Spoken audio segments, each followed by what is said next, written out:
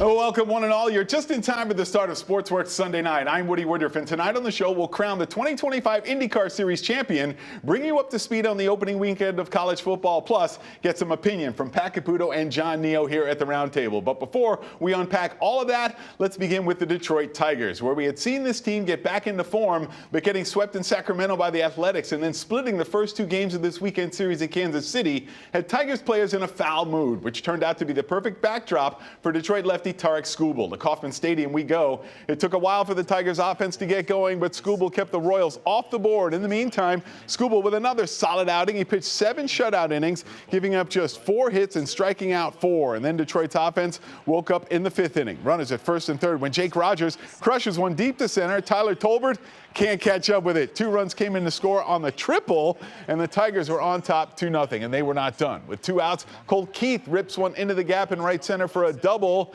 Rogers scored easily, and it was 3-0 Detroit. Next batter, Gleyber Torres, and he grounds a single into right. Colt Keith coming to the plate. A 4-run inning put Detroit in control, and they cruised from there. Tigers went on to win it 5-0, taking 2 of 3 from Kansas City, and the squad can now feel much better about themselves after that tough series against the A's last week.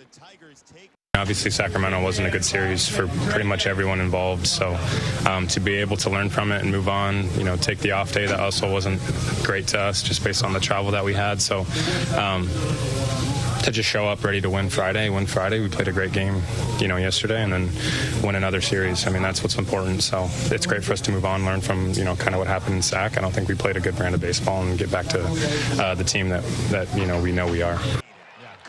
And I've got the best team with me right here. Riding shotgun tonight at the Roundtable is John Neo. John's a straight shooter from the Detroit News. And Pat Caputo.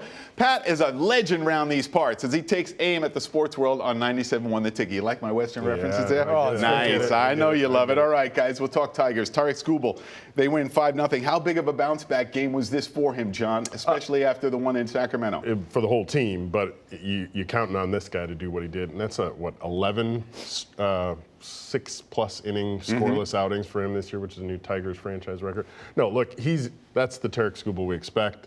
That's the Tarek Skubal you want on Sunday to win a series. That's the Tarek Skubal we've seen most of the season. And it was a huge series for them to bounce back because what we saw in Sacramento was awful. It wasn't the Tigers baseball we're used to seeing.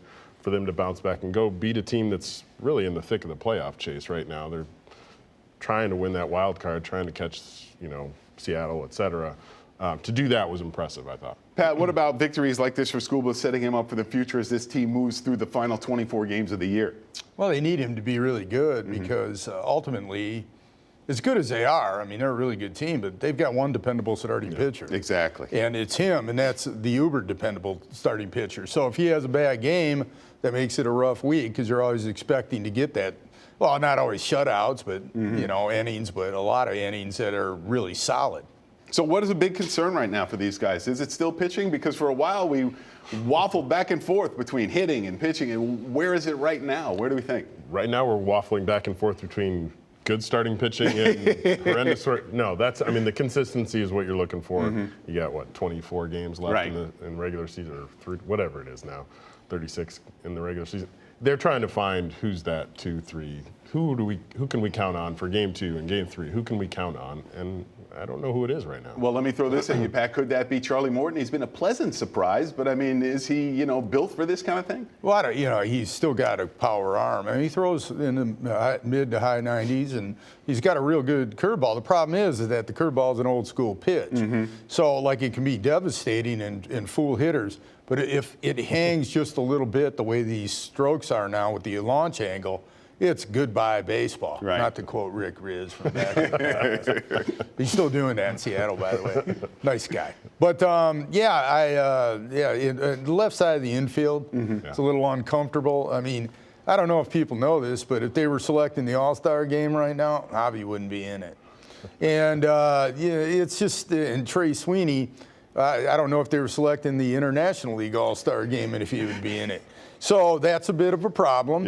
Yeah, possibly. And third base, those pop-ups in Sacramento, I don't know what was going on with Colt Keith, but it reminded me a bit of, I don't know, Nook Logan taking a knee on the 2-yard line. Oh, you got to bring me back to Nook Logan. Oh, boy. I looked at it and I said, quoting Dan, what are you doing? What are you doing? Let me throw this out, okay? Back to the bullpen for a minute. Can Troy Melton be effective in this moving forward? I mean, absolutely. Because he's got some versatility. Yeah, and like a lot of this, I know people are like, why isn't he a starter? Well, he was getting close to an innings restriction too, so that's part of this too. Yeah, he's absolutely part of it. But the other thing that I think you saw again today, Montero maybe is somebody who's going to be a factor in the bullpen in the postseason for them. But certainly Kyle Finnegan has been perfect since they got him, which is a huge help. You mentioned Montero, and Pat AJ is going to give him probably every opportunity now to continue to keep proving himself. Yeah, for sure. I don't know. Just look with Finnegan. I think it's such a great story. Yeah. Oh, yes, no doubt. Has he given up a run yet? Nope. No, and he's just been, today he was just utterly brilliant. Yeah. And just as this goes on, he was 29 years old, almost, just short of 29 before he even made the major leagues. Right. And his father was during the strike, pitched on the replacement team. So it's a good story.